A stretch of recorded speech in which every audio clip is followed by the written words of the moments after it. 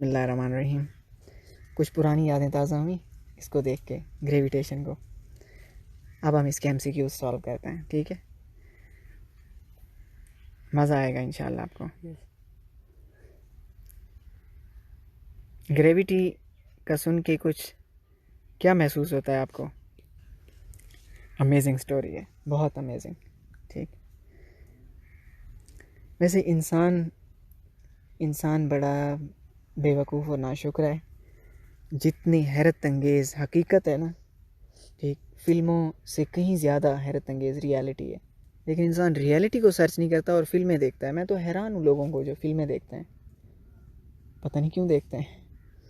ठीक, उससे कहीं ज़्यादा हैरत अंगेज़ तो रियलिटी है। आगे बढ़ते हैं, एनसर्कल करना है सही वालों को। पहला है, earth's gravitational force of attraction vanishes at. ज़मीन की खींचने की क़ुव्वत ख़त्म हो जाती है। कहाँ पे जाके ख़त्म हो जाती है? ज़मीन की खींचने की क़ुव्वत। मैं आपको समझाता हूँ। ज़मीन है ना, ठीक, ये इसका सेंटर है। हम ज़मीन से दूर जाएं, कहाँ जाके ज़मीन की जो ग्रेविटी है वो बिल्कुल ज़ीरो हो जाएगी, ख़त्म हो जाएगी। तो इसका आंसर देखें आप, ये देखें कि F = G m1m2/r², ठीक है। आप R बढ़ाते जा रहे हैं ना। R आप जितना बढ़ाएंगे तो स्क्वायर के हिसाब से ग्रेविटी कम होती जाएगी। मैं ग्राफ बना रहा हूँ, ठीक है। ये फोर्स है और ये आपका रेडियस है। आप रेडियस बढ़ाते जाएं, फोर्स कम होती जाएगी, ठीक है। हमेशा उसके स्क्वायर जितना कम, लेकिन ये कभी ज़ीरो नहीं होगी। कभी ज़ीरो नहीं होगी। तो इसको हम कहते हैं इन्फिनिटी की तरफ। तो अब ये किस तरफ जा रहा है? ये इन्फिनिटी की तरफ जा रहा है। इन्फिनिटी वो फासला होता है जो हम कभी सोच भी नहीं सकते, ठीक, ना ख़त्म होने वाला फासला। वहाँ कहीं जाके शायद ज़ीरो हो जाए, ठीक है। अब इन्फिनिटी वो है जो हम सोच भी नहीं सकते, तो पहुँचेंगे कैसे वहाँ पे? बस आप यूँ कह सकते हैं कि ग्रेविटी कभी ज़ीरो नहीं होती, ठीक है। ये कम होती जाती है लेकिन होती है, फिर भी होती है, ठीक है। तो इसलिए अब हम इसका आंसर लिखेंगे इन्फिनिटी, ठीक है।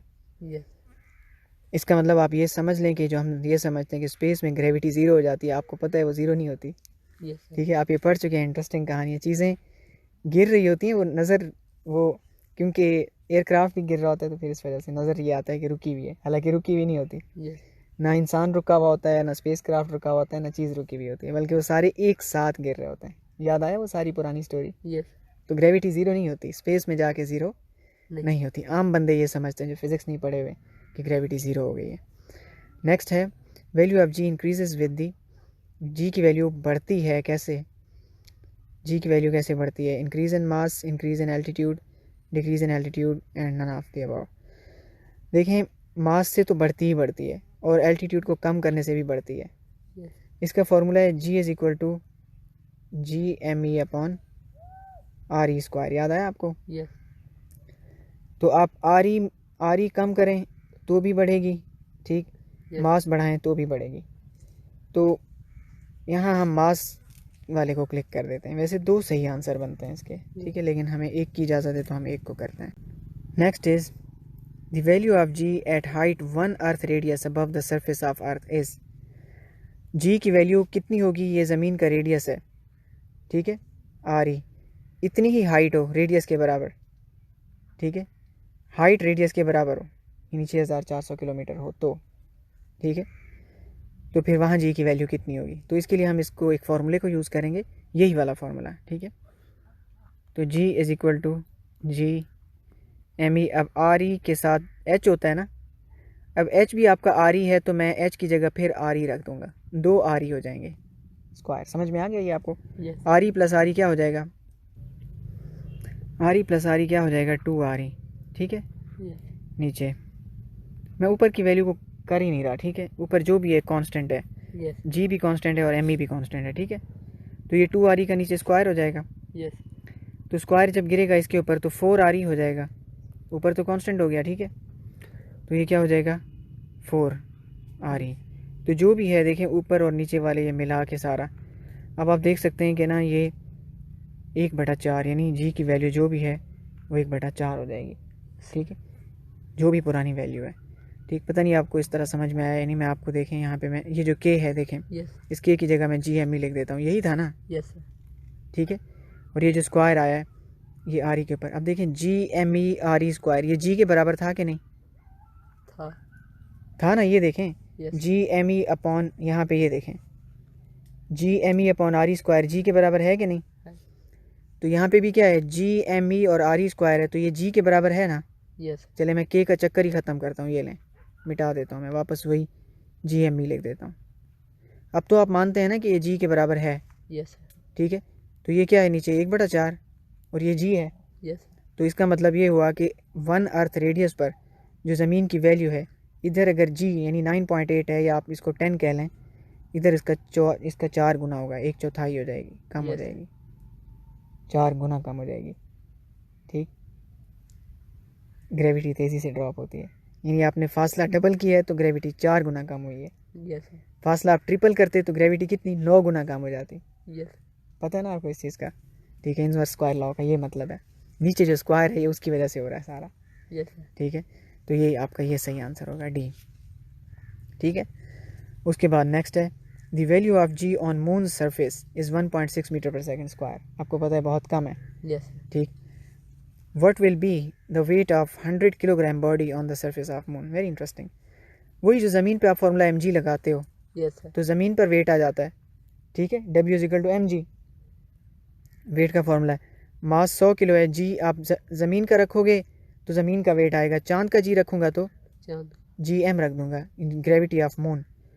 तो ग्रेविटी ऑफ मून है 1.6, 1.6 को 100 से मल्टीप्लाई करो, पॉइंट को 2 डिजिट आगे कर दो, तो हो जाएगा 160 न्यूटन। 100 किलो की चीज़ सिर्फ 160 न्यूटन की हो जाएगी। आप अंदाज़ा करें। ठीक, मतलब आप यूँ समझें कि चांद पर 100 किलो की चीज़ 16 किलो की हो जाएगी, सिर्फ 16 किलो की। मतलब आप मोटरसाइकिल, ठीक है, मोटर बाइक आप दोनों हाथों में उठा के आराम से बच्चों की तरह उसको एक्सरसाइज करते रहेंगे आप। तो इसका आंसर आएगा 160 न्यूटन। ठीक है, अमेजिंग है कि नहीं।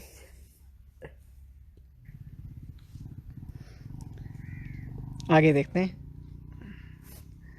The altitude of geostationary orbits in which communication satellite are launched above the surface of earth is. Geostationary orbit मैंने आपको समझाया था, जियो स्टेशनरी ऑर्बिट होते हैं जैसे ये ज़मीन है, ठीक, बहुत हाई स्पीड के साथ इसको लॉन्च किया जाता है एक सैटेलाइट को। लेकिन इस तरह लॉन्च किया जाता है कि ज़मीन के घूमने के साथ साथ वो घूमता है। ठीक है, वो एक पॉइंट के साथ उसका एक राब्ता कायम हो जाता है। ठीक है, ऐसे सैटेलाइट को जियो स्टेशनरी सैटेलाइट कहते हैं, और ऐसे ऑर्बिट को जियो स्टेशनरी ऑर्बिट कहते हैं, क्योंकि ज़मीन घूम रही है। ठीक है, तो जितने टाइम में ज़मीन का रेवोल्यूशन कंप्लीट होता है तो इसका रेवोल्यूशन भी उसी तरह कंप्लीट होता है। ठीक है, मतलब 24 घंटे में एक चक्कर काटता है। इसको जियो स्टेशनरी ऑर्बिट कहते हैं। ऐसा हर जगह पॉसिबल नहीं होता। ठीक है, कम्युनिकेशन सैटेलाइट को एक मखसूस ऑर्बिट में छोड़ा जाता है। ठीक है, जहाँ पर उनकी रफ्तार और ज़मीन के घूमने की रफ्तार मैच करती है। ठीक है, तो वो ऑर्बिट कहाँ होता है, वो ऑर्बिट यहाँ होता है। मैंने आपको बताया था कि 42,300 किलोमीटर की बुलंदी पर होता है, बहुत दूर है ज़मीन से। ठीक है, यहाँ कम्युनिकेशन सैटेलाइट होते हैं। और मैंने आपको कहा था कि ऐसे अगर 3 या 4 के सेट हों तो वो पूरी ज़मीन को कवर कर लेते हैं। ठीक है, मिनिमम 3। ठीक है, तो उसका आंसर यहाँ होगा, कहाँ होगा, यहाँ पे होगा, ये है 42,300 किलोमीटर। ठीक है, the orbital speed of low orbiting satellite is. ज़मीन पर लो ऑर्बिटिंग सैटेलाइट जितना बुलंदी पर होगा ना उसकी स्पीड कम होगी, क्योंकि उसको ग्रेविटी कम खींचेगी तो कम स्पीड से घूमेगा। जितना लो ऑर्बिटिंग होगा ना उतनी स्पीड उसकी तेज़ रखनी पड़ेगी। तो लो ऑर्बिटिंग की स्पीड बहुत तेज़ होती है, 0 तो है ही नहीं, 8 मीटर पर सेकंड कुछ भी नहीं है, 800 मीटर पर सेकंड भी नहीं है। गोली की रफ्तार है, गोली की रफ्तार, गोली आपको पता है स्पेस में नहीं जाती, क्योंकि वो स्लो होती है। 8,000 मीटर पर second is the right answer. Hypersonic speed से आप उसको करें तो फिर वो एक लो ऑर्बिटिंग सैटेलाइट बन जाएगा। ठीक है, अगर आप कोई तोप का गोला 8000 मीटर पर सेकंड से फायर करें, मैंने आपसे कहा था कि अगर वो वापसी तक नहीं गिरा तो फिर वो कभी नहीं गिरेगा, and it will become a satellite. ठीक है, और हमारे ये टॉपिक्स कंप्लीट हो गया। ठीक है, नेक्स्ट टाइम इंशाल्लाह हम वर्क, पावर एंड एनर्जी, मैंने खामखा इसमें पावर शामिल किया हुआ है। ठीक है, मुझे ऐसे बोलने में अच्छा लगता है, वैसे भी पावर का टॉपिक इसमें है। वर्क, पावर, एनर्जी को सॉल्व करेंगे इंशाल्लाह।